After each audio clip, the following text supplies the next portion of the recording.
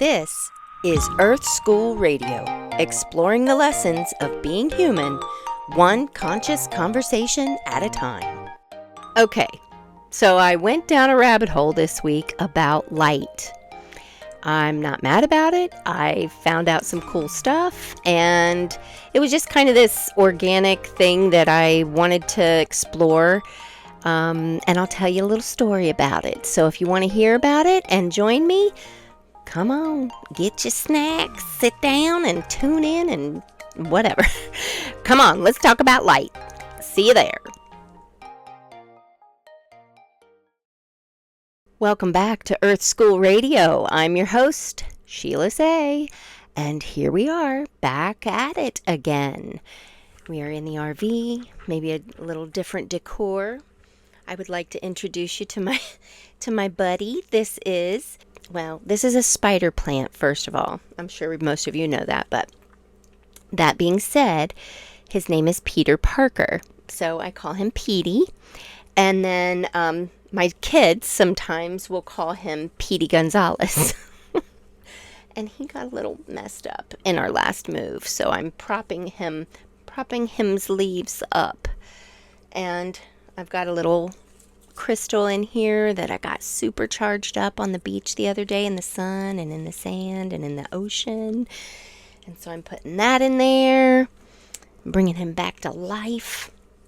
And this is a cool little stone that I picked up during a plant medicine ceremony in Sedona with my daughter. And this, love it, love it, love it. So there's my grounding, and there's my elevated crystal that holds light. So that's what we're going to talk about today, is light. I decided that today and maybe here on out, I'm just going to, have a casual conversation. Just, welcome to my brain sort of thing. It's a lot less pressure for me. I'm just a curious person, and I go down a lot of rabbit holes, and I have a lot of questions, and I'm always thinking, why is that, or what is that, or how does that work? And so this week, I just want to talk about it. First of all, I'm here in Florida for the winter. I know I've said that over and over and over again, but it's just a thing for me. But I was super in my feels one day. I was really grateful. I was just thinking so much about how this has been such a wonderful thing for me, because at home in the wintertime, and it's been one of the worst winters that the Midwest has gone through in decades. I can't remember a time when I stepped outside and had snow up to my knees, but that's the videos that my daughter was sending me from home. And I was just in my feels. I was thinking, gosh, I'm so grateful for this. And, I suffer from seasonal affective disorder, which I think is pretty funny that its acronym is SAD. Because it does. It makes me sad. I will freaking sit and cry because I want to go outside. I want to hike. I want to be in my yard. I want to put my feet on the grass. I want to look at the trees and the flowers and hear the birds sing. And in the wintertime, it just feels like death. It feels like everything's dead, and I hate it. So anyway, I was thinking about that. And then, I think it was actually the same day I was watching something, and there's a guy named Jason Shirka, and he was on a podcast, and the podcaster was asking him ways to raise your vibration. What's the best way that you can, raise your vibration? And he was talking about the best way that you can personally raise your own personal frequency is through the foods that you eat. And specifically, he was talking about foods that are filled with light. And I was like, ding, ding, ding. It was just weird. It was like this connection that made in my brain. And I was like, that's interesting.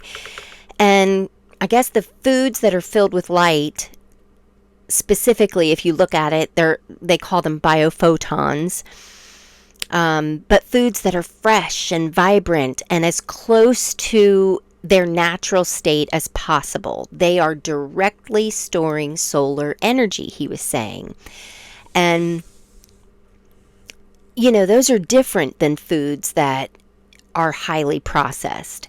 So I don't know if you notice a difference, but lately I've been craving those kinds of foods. That's one of the reasons why I love that I'm here, because I can get fresh fruits and vegetables that haven't been sitting on a, you know, shipping container coming all the way, across the ocean and then getting, stocked on your store shelves. I feel like I can go to a, fresh market here in Florida and get what I need. And mostly it's avocados, tomatoes, and cucumbers. That is like what I crave all the time. And I started looking at it, and those are foods that are fresh, filled with sunlight. And then I started thinking, like, why in the world is all this happen? Why am I craving these foods? Why am I craving being in the sunlight? And so I started asking the question. I started like Googling, like, are humans made of light?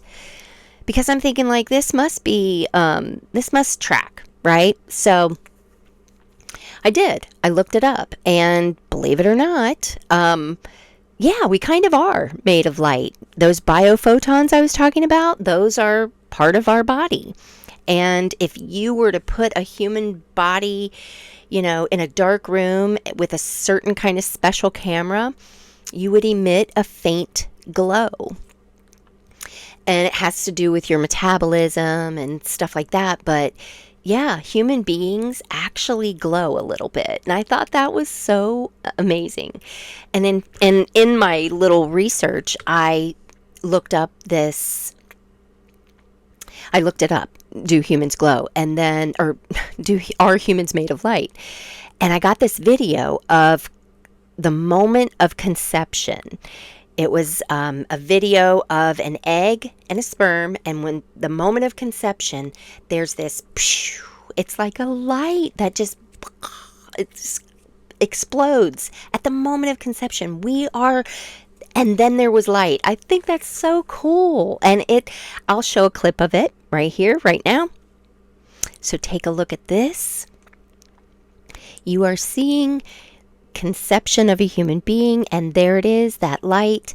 And I guess they say it has something to do with zinc or something like that, but nonetheless, it blew my mind, and I thought, man, that is freaking amazing. And it just ties it all together. We are light. We are emitting light. When we take in light from the sun. Well, a perfect example that we need our sunlight is vitamin D. When you get in the sunlight, your body naturally creates vitamin D. I think that's amazing. The stuff that we need, your body can make it only if you're in the sun. If you're not in the sun, you have to take a supplement, or you have to make sure you're eating foods that have vitamin D in them. But anyway, I just was like, damn, this is really amazing. So I started going down more and more. So I started thinking about the solar flares that are coming in from the sun. And I started going down that little path. And I started thinking, like, okay, I found out that we are in something right now called solar maximum. And I guess there's this 11-year cycle that the sun goes through, where it goes from solar minimum, meaning the solar flares that we hear about now. I don't know if you hear about them, but I hear about them because I'm kind of obsessed with this guy named Stefan Burns. He's a YouTube guy who's a geophysicist, cosmic bro, he says on his website, and I literally have been following him since 2020. And he's been talking about all of these solar flares that have been launched off the sun, because we're in this time. It's the end of an 11-year cycle. It's called solar maximum, where the sun is just like blowing off steam, blowing off plasma at the earth. And then we're feeling it because, I know everybody's like, God, I feel weird today, or I'm so tired today, or I feel like I'm dragging ass and I just can't seem to get going, or I have brain fog, or my body's just achy. I feel like I worked out and I didn't do anything. And those are the effects that our body can feel from this electromagnetic frequencies that are coming from the sun. So I was just I'm like, oh my God, everything about light is just, we're all light beings. And Anyway, I started thinking about what else do I want to know about light? And I am a registered nurse, and I'm also a energy medicine practitioner. And I am very fascinated with how the human body heals. How do we heal? And one of the fascinating things that I have learned about light is that the spectrum of light can heal you. And the best example that I can give you is red light therapy.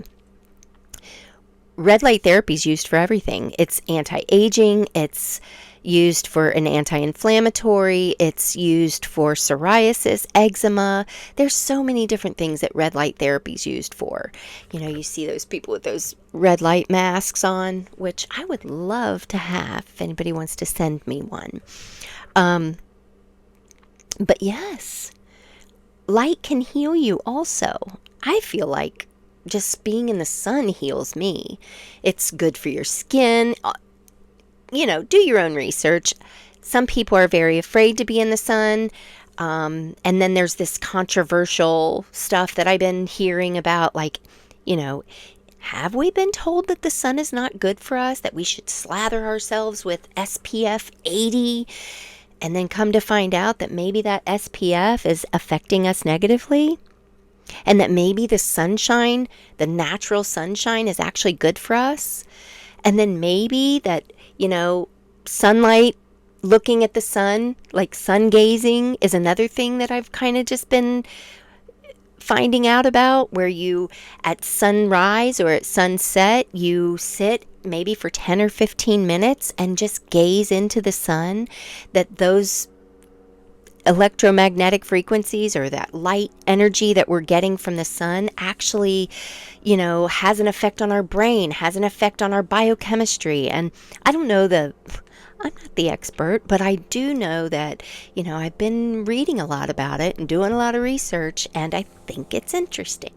That's what I'm going to say. I think it's interesting.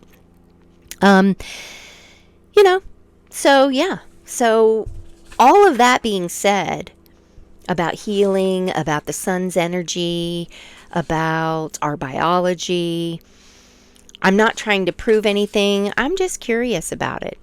I'm just, you know, thinking it's interesting. One of the other things that I've been this is something else that I've been not dealing with, but thinking about.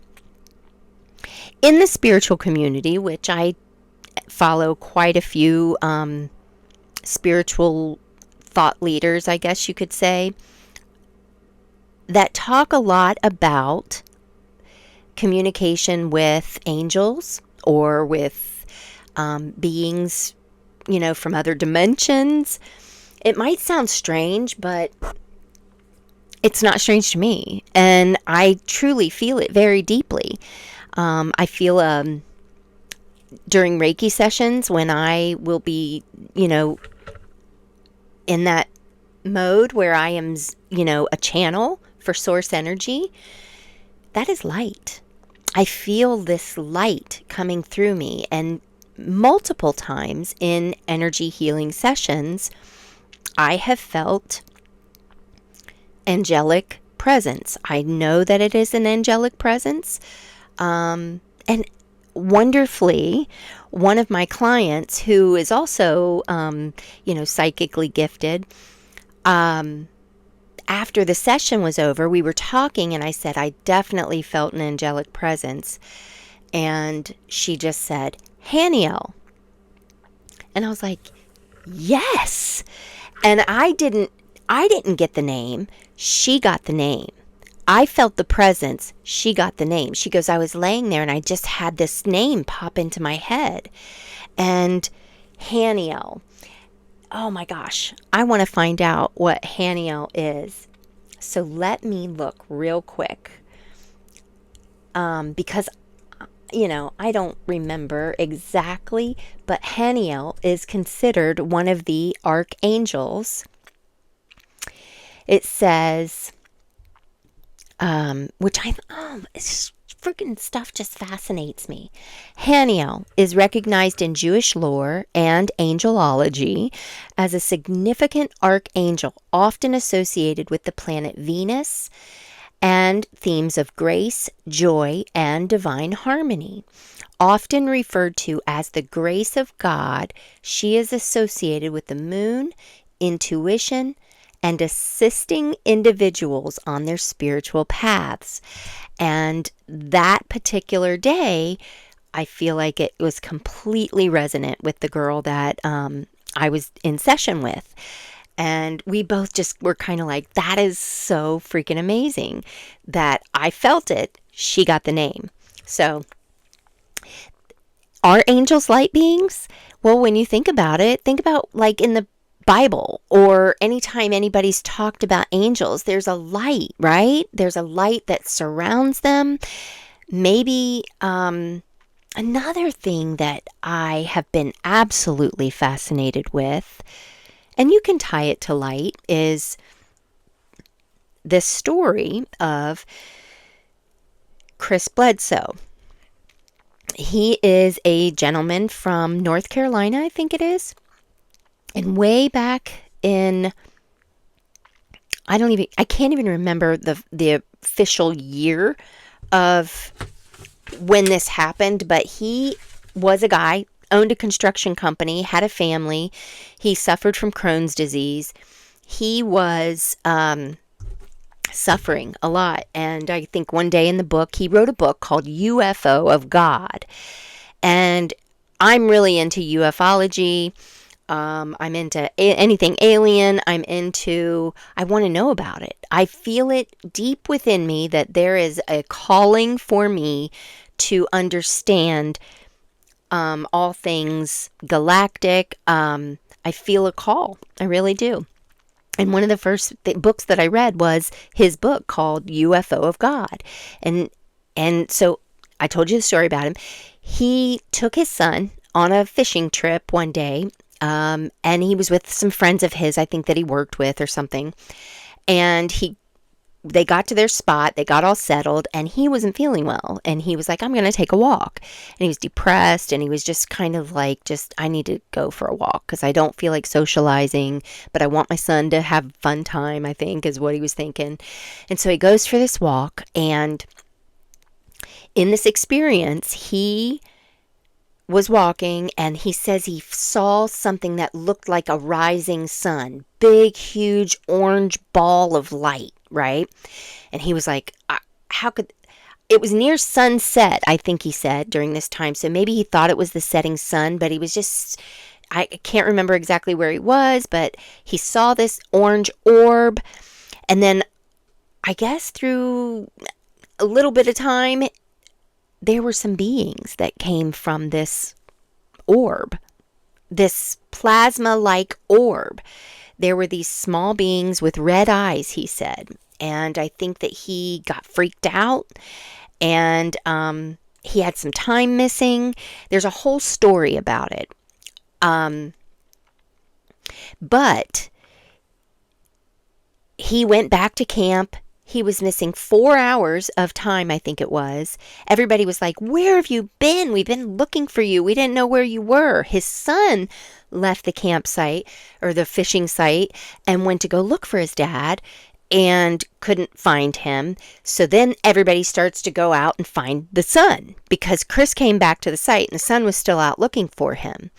And come to find out, Chris found his son, and his son was freaked the freak out. He was hiding. He was freaked out because these beings also, he saw them, and he was really wigged out, which, I like to think that if I came across aliens or if an orb landed in front of me, I've actually been trying to train myself to kind of like get used to it. Like, imagine that this is happening and don't freak out. Don't freak out, because I have this huge fear reflex. Just like what he describes. He was freaked out and he was crying. He was like, Dad, why'd you leave me? In the book, it's terrifying for him. And they go home, and throughout the course of, the next little bit of time, he is visited again at his home. And I'm trying to think of the way it went. But at some point, he was visited at home, and I think he was woke up in the middle of the night by these beings, that were in the shadows at the end of his bed, I think he said. And ironically, he said, I wasn't scared. I just knew I needed to get up, get dressed, and they told me to come outside. So I went outside, and the whole time he's not scared at all. Walks outside, and he is again greeted by these beings who hand him this object. It's like this little furry object. I'm not telling the story, chronologically like it is in the book. I'm just giving you snippets, and hopefully it'll spark your interest, and maybe you'll go read the book because it's really fascinating. And the fascinating part is not just what's in the book about him meeting aliens. It's that right now I'm going to tell you. So he goes outside and he sees these beings. These beings are kind of like communicating with him telepathically. There's no words. But then all of a sudden, something happens, and this whoosh of wind comes, and it knocks him flat on his back, he said. And as he was flat on his back, he sees this image of, and I'm kind of imagining like, okay, so what is this, like a hologram? I'm imagining it probably looks like a hologram, but he says the whoosh of wind knocks him down. He's looking up. He sees this massive bull running at him, over the top of him, running over the top of him. And then this beautiful angelic being, the most beautiful female figure that he said he's ever seen, the most beautiful angelic female feminine being was standing in front of him. He describes her as the most beautiful woman from heaven that you could even imagine. So she's standing in front of him, and she gives him this message. Well, she's not standing, she's floating. He said she's clothed in like Roman white robes. Looks like the robes are actually made of light. And she's kind of floating in front of him. Said she's literally the most beautiful woman he's ever seen in his life. And she telepathically communicates with him in this moment. And she says, this is your cross to bear. This is basically, she just explains to him that this is his mission in this life, is to share these experiences with humanity, and that she promises that if he stays on task, and if he does this, that she will always be with him, that she will never leave him, that he will always be able to contact them, and that essentially that, she'll be there with him the whole time. But this is what he's supposed to do in this lifetime. And so, let's see. So after that happened, it kind of just began this really long journey of him being able to document. She said, if you agree to do this, I will make it so that you will be able to share with everyone else, meaning that he'll be able to record, because he said he was so frustrated that every time these orbs would appear that he couldn't take pictures with his phone or with a camera. So she said that you'll be able to do that. You'll be able to share things. And then also one of the really cool things that I saw I drew as a correlation was when he was at the initial river event and he got taken and he missed all that time. There was like 4 hours. Where did he go? What was he doing? He said that through the course of time after all of this transpired, that during dreams he would be revealed some of the things that he was shown. And in that time, that through those years, he remembered being shown Egypt, specifically Hathor's temple. Well, Hathor is the goddess of maternity and motherhood. And they say that she came from, or came before everything. And in Egypt, she's depicted as a cow. And you'll see on some of the outside of some of the temples that you'll see Hathor's face, but she has cow ears. And I just thought that was freaking really cool, because when she came out of that portal running over the top of him, it was a bull. And then she appeared as herself. And, as this beautiful woman. And she says, who is she? Chris asked her, who are you? What is your name? She says, I've had many names. Hathor. In many countries and many cultures, I've been known as Hathor or Diana or Demeter or Hera or the white buffalo calf woman. So she is saying, I am the divine feminine. I am the divine feminine on the planet. And he talks about how that was so impactful, or he talks about how what was one of the most impactful things that happened in that incident was the wind, the physical wind that knocked him down. He said that kind of when he looked into it further, that when you look into the Hebrew translation of spirit is translated as wind. And so her being, just all these correlations, her coming as the wind, she's the Holy Spirit. He basically says that this divine feminine is the Holy Spirit. And when you think about it, when I connect those dots, the Holy Trinity, the Father, Son, and Holy Spirit, I used to think of it when I was a kid as the Father, the Son, and, some random spirit of Jesus that was on earth. But it makes more sense that it's the Father, the Son, and the Mother, right? Father and mother makes a son, not father and father. So anyway, I just thought that was interesting too.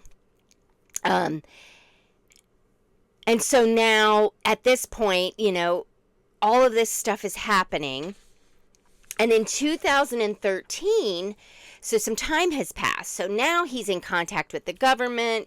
He's in contact with NASA. He's being studied by so many different organizations. And they even did a thing on him on, if you guys have seen the Skywalker Ranch show, they had a thing where they hooked him up to all of these leads on his head and brain, and they scanned him, and they were like, okay, go out and see if you can communicate with these orbs, because he could literally just, call out and they would show up. And more people were becoming witnesses to this. So they did this on this show, and he sat there in this lawn chair, and what he says is he doesn't summon. He says summoning is not what I call it. He says I pray. He says all I do is I pray to the Holy Spirit before I ask for them to show themselves to me. And that's what the lady told him. She said, I will make it so that you can communicate with us and that we're always with you. And so he said that's what he does. He just communicates by saying, Holy Spirit, just show yourself to my friends and just allow us to be witness to your presence. And so these orbs, these light orbs will come out of the sky, and people are able to record it. And so this went on, and now he's getting close with members of the CIA and the NASA, and like everybody's interested in knowing this lady for one, and these prophecies that she keeps giving him. So speaking of prophecies, in 2013, she shows up again, and I don't know the circumstances of it, but essentially she shows up again and she tells him, there is going to be a time when Israel and Iran are exchanging missile fire. And when that happens, there will be a great awakening. We will show up in numbers. She says, we will show up in numbers. And I guess she's talking about the orbs, right? And showing themselves in disclosure. So time goes on. And in 2024, 2025, those events actually happened. Israel and Iran were exchanging missile fire. And then all of a sudden you see in the United States and even in other countries that, guess what was showing up? Guess those Dior bags. You know that whole TikTok trend of the Dior bags? Well, it was UFOs. It was orbs. It was ET. It was plasma balls. It was these entities coming to say, we are here to awaken humanity to this greater knowledge of who you are, that you are greater than what you think you are. And so that was the first prophecy that she gave him. And then this other thing happened that was really cool in the book. And I'm just skipping around. But at one point, another reason why he's been studied at length is because there was this incident where at his house, and somebody was there from NASA, I think at the time, where his dog got injured. And it punctured something in his dog's throat, and she was just literally like spurting blood. And he said he was holding her in his arms, and he went and got a washcloth and put it on there to put pressure on it. And he said he remembers just looking up into the heavens and saying, Lord, you got to help her. She's going to die. And he said, I took the washcloth off.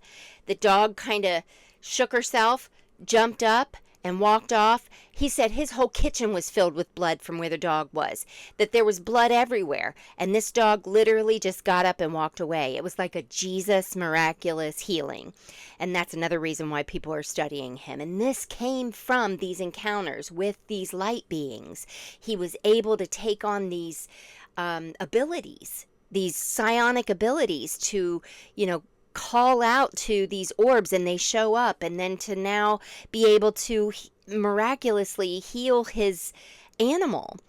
Okay, and so after that, some time passed, and she woke him up around Easter time. She didn't. He was woken up in the middle of the night again, and he felt himself floating up out of his bed. He said he just felt himself floating up. Now, he wasn't afraid.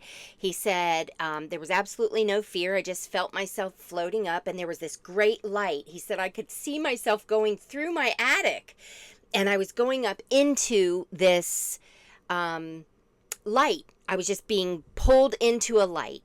And then he says that he was taken into this clear sphere-like container, I guess, and there were beings in there with him that were explaining what he was seeing. And he said it was like a transparent glowing orb, more like a field, he said, than a craft, but he said he could put his hands on it and it felt solid.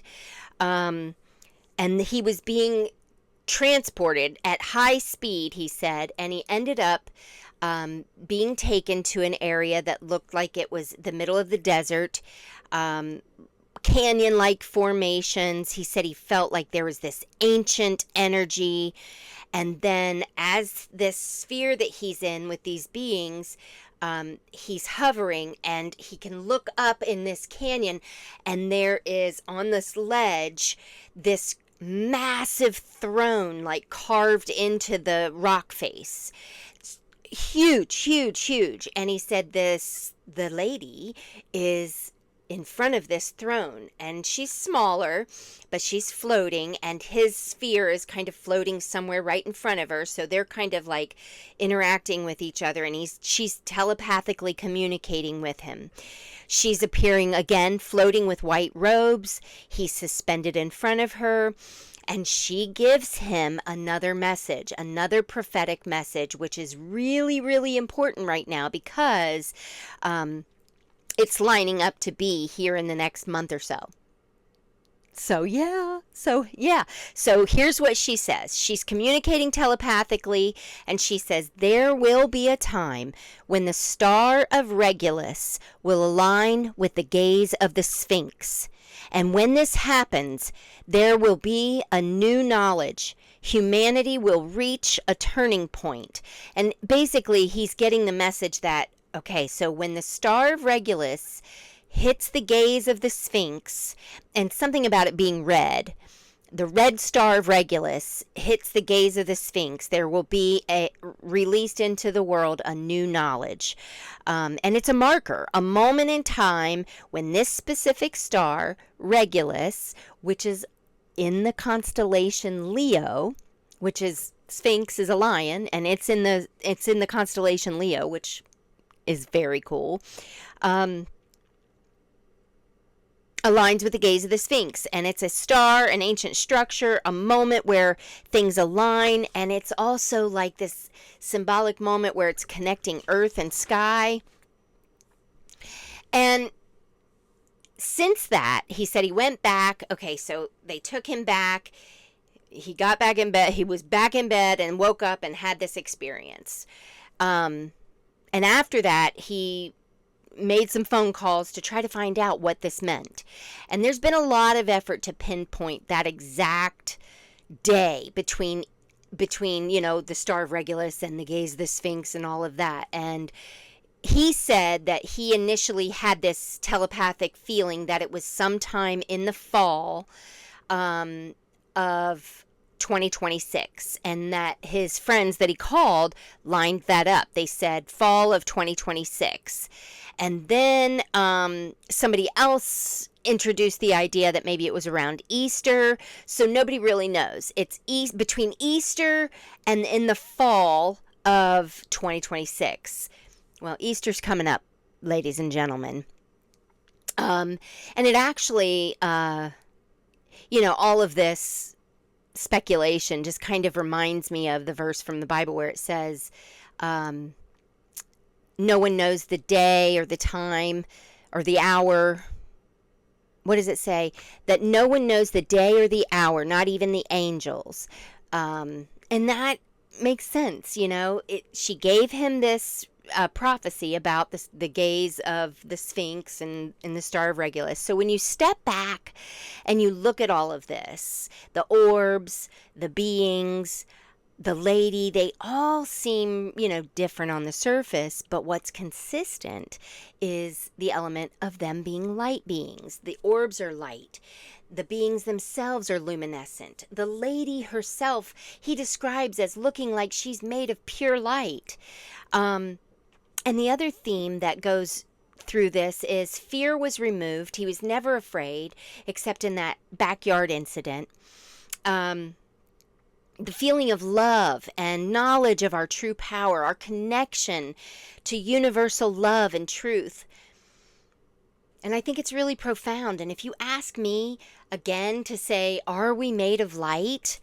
Of course we are. That's what I think. Of course we are. And these events and this story and all of the things that I pointed to earlier are, just to realize that all of this stuff is saying the same thing. They're trying to wake us up to that fact. Our bodies emit light. Our cells communicate with light. If light carries information and intelligence like I believe it does, then maybe what we're calling love or light or awareness or consciousness or life force energy, it's all the same thing. Light equals love, equals universal consciousness and unity consciousness. We're all connected. We're all one. We all come from the one, the light. And it just makes sense that all of these things would encompass that topic. It's not just different ways of describing the light of the world. These events and realizations are to remind us that that's what we are, I guess is what I'm saying. To each other, to the earth, to God, whatever. We're all beings of light. And I just wanted to go down this road a little bit and give you some interesting information to kind of mull over. I do a lot of deep diving on some of this stuff, and I thought it would be interesting to kind of introduce my more, not just my healing side, not just my, empathic, intuitive side, but also this side that's fascinated with what's out there. We come from the stars, people, and I want to connect those dots. And so I'm just going to keep doing a little bit of this, a little bit of that, and hopefully you can follow along. I know this new format is a little bit more casual, and I don't have a, set outline that I'm following. You're just going to have to follow my brain on this one. But I do. I think it all connects. And I'm so glad that you joined me today. And if you enjoyed this, I really want to encourage you to subscribe, share, comment. Nobody ever comments on my videos. So give me a comment. Tell me what you think of this. Am I rambling? You can tell me. I know I ramble. But anyway, just let me know what you're thinking. And do some research of your own, see what you come up with. Spend some time in meditation, connect with the light in your own inner self, and see what you come up with this week. So other than that, continue to be amazing people. And as always, stay open, stay grounded, and keep your dial tuned to love. This is Earth School Radio.